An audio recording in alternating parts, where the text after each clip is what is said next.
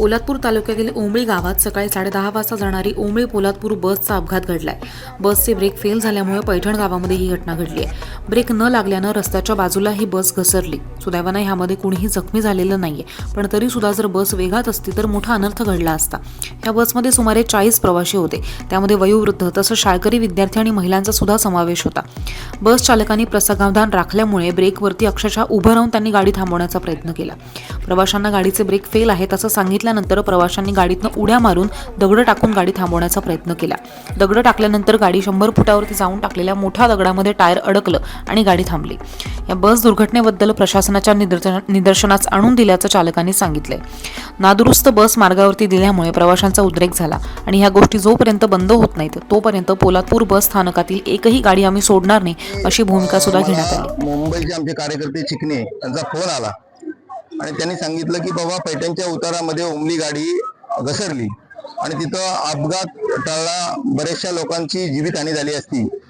त्यांनी त्यांच्या एसटीच्या कर्मचारी जो ड्रायव्हर आहे त्याची चर्चा केली असता त्यांनी त्याकडून सांगण्यात आलं असं की गेले 2 दिवस मी माझ्या सातत्यानं माझ्या प्रशासनाकडे तक्रार करतोय, सदर गाडी चालवण्याच्या लायक नाहीये, तरी सुद्धा थोडंसं गाडीचा टायर ब्रेक सेटिंग करून 2 दिवस सातत्यानं मला या गाडीला या ट्रायबल एरियामध्ये दुर्गम भागामध्ये फिरवण्यासाठी माझं प्रशासन सक्ती करतंय।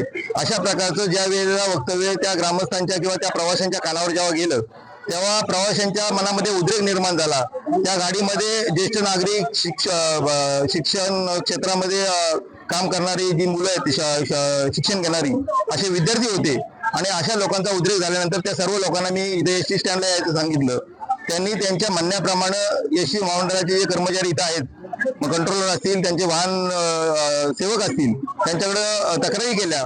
त्यांनी डेप्युटी मॅनेजरशी, त्यांच्या वरिष्ठ अधिकाऱ्यांशी चर्चा केली, परंतु इथं दखल घ्यायला कोणत्या प्रकारे कोण तयार नाही।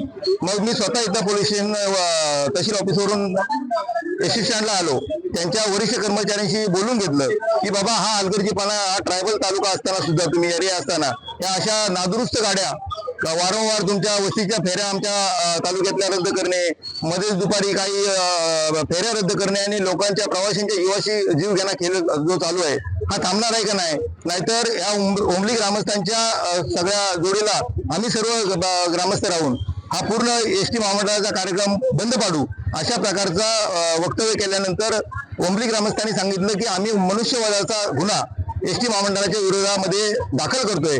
असं जेव्हा वक्तव्य प्रवाशांच्या तोंडी ऐकलं तेव्हा त्यांना जरा जाग आली आणि त्यांनी उद्या 12 वाजताच्या दरम्यान डेपो मॅनेजर, त्यांचे सर्व कर्मचारी, जे त्यांचे मेकॅनिक वगैरे आहेत, अशी समवेत आम्हाला इथं मीटिंग देऊन चर्चा करून याच्यातून मार्ग काढू अशा प्रकारचा शब्द दिल्यानंतर आम्ही आमच्या ग्रामस्थांना शांत करण्याचं काम केलं। गुणाजी काशीराम चिकणे, मी राहणार मुंबईला, पण गाव ओंबली।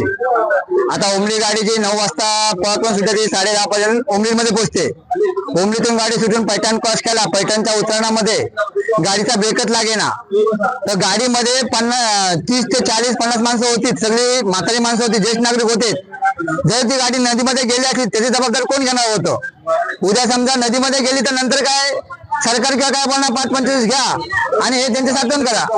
आणि नंतर आम्ही चालू गाडीतनं उतरून तिथून दगड वगैरे टाकून कसं तरी जबरदस्ती कमीत कमी थोडे 50 मीटर 100 मीटर गाडी पुढे गेली, तरी पण गाडी थांबत नव्हती। तरी पण गाडी ड्रायव्हरने ती गाडी राईटला घेऊन दलित साईडला घेतली आणि आम्ही 4-5 दगड टाकले, दगडांवरून गाडी क्रॉस झाली होती आणि नंतर एक दगड जाऊन बसली त्या डायच्या खाली, त्यावेळेस कुठे गाडीनी थांबली। अगर गाडी थांबली नसती तर गाडी नदीमध्ये क्रॉस झाली असती, मग ह्याची जबाबदारी कोण घेणार?